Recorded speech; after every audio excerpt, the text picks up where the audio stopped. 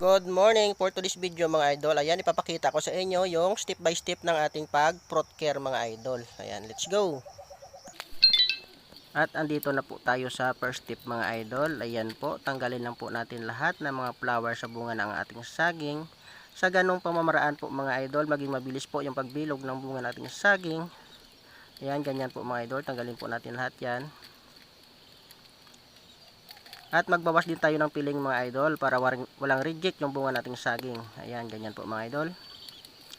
At pagkatapos mga idol, mag-ban spray po tayo ng fungicide at insecticide kasama din yung foliar mga idol. Ayan, at pagkatapos mga idol, ayan, magtagging tayo at magbaging. Ayan, ang pagtagging po mga idol, paglagay ng ribbon para hindi tayo makalimot mga idol kung kailan tayo mag-harvest.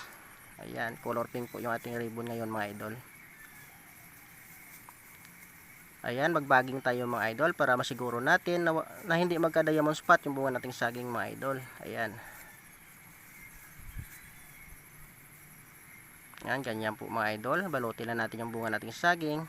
Sa ganun po, maging malinis po yung balat nating saging mga idol. Ayan, ganyan po mga idol yung sikreto para maging class E po yung bunga nating saging.